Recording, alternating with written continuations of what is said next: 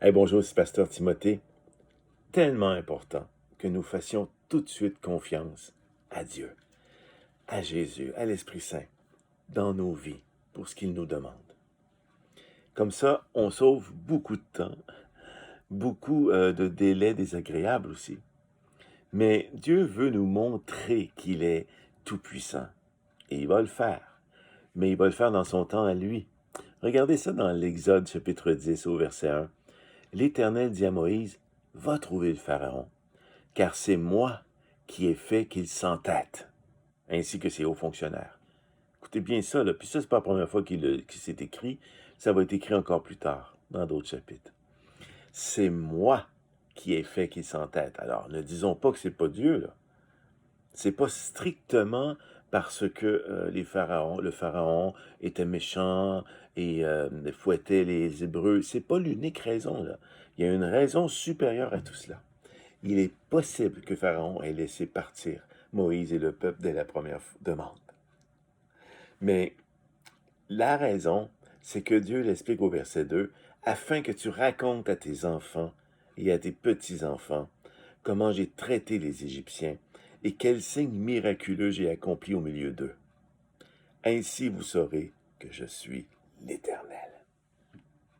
Donc, l'objectif de l'entêtement de Pharaon et de ses hauts fonctionnaires et des 10 plaies qui vont suivre, ce n'était pas tant parce que les Égyptiens étaient méchants que pour que les Hébreux aient des histoires miraculeuses qui louent l'Éternel et qui fait croire en lui et avoir confiance en lui. Je vais vous libérer, mais vous n'êtes pas encore prêt à le croire. Alors, on va faire ça dans une autre façon. Je vais étirer le temps, mais ça va arriver. Et quand vous allez être prêt, vous pourrez raconter cette histoire. C'est une nouvelle façon de voir Exode. Dans nos vies privées, nos vies personnelles d'aujourd'hui, c'est la même histoire dans le fond qui se répète. Il y a beaucoup de croyants qui sont dans toutes sortes de misères spirituelles et physiques, dans la maladie, dans les addictions de toutes sortes. Et Dieu n'attend qu'une seule chose, c'est leur confiance en lui, pour les en délivrer. Et autour d'eux, rien ne fonctionne, peut-être autour de ta vie, peut-être autour de ma vie parfois, rien n'arrive, rien ne fonctionne, parce que Dieu entête le cœur des gens pour nous amener à croire que le miracle va venir de lui et non pas de nous, à notre façon de gérer les choses.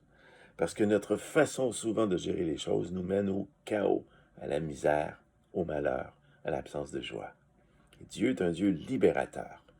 Il veut sortir ta vie, la mienne aussi, et celle de tout être humain qui croit en lui, de toute servitude. Et il est prêt à le faire, afin que tu racontes toi aussi à tes enfants et à tes petits-enfants que l'histoire se poursuive, qu'il t'a délivré, qu'il t'a sauvé. Et j'aime beaucoup le chapitre 11, quand l'Éternel dit à Moïse, voici ce que vous allez faire, là. Vous allez donc, au verset 2, chapitre 11, Exode, va donc parler au peuple que chacun demande à son voisin et chacune à sa voisine des objets d'or et d'argent. Et les voisins et les voisines ici, ce n'étaient pas d'autres gens dans la même situation qu'eux, d'autres Hébreux dans l'esclavage. C'était des gens qui avaient une certaine richesse.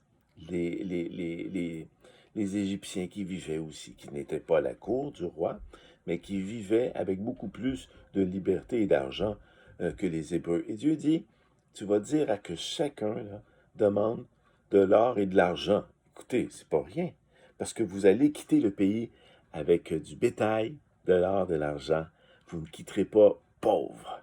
Votre servitude est terminée. Et on voit que Moïse était lui-même, au verset 3, un personnage très respecté par les hauts fonctionnaires de Pharaon. Il faut se rappeler qu'il avait quitté l'Égypte depuis une quarantaine d'années déjà. Mais malgré cela, Dieu dispose le cœur. C'est ça l'histoire d'Exode. Dieu dispose les cœurs, parfois il les entête et parfois il les dispose, mais toujours pour ceux qui ont confiance en lui. Alors, n'oublions pas cela. Dieu est un Dieu libérateur, mais il attend que tu lui fasses confiance. Et c'est maintenant, c'est tout de suite que tu peux le faire. Merci. Bonne fin de journée. Amen.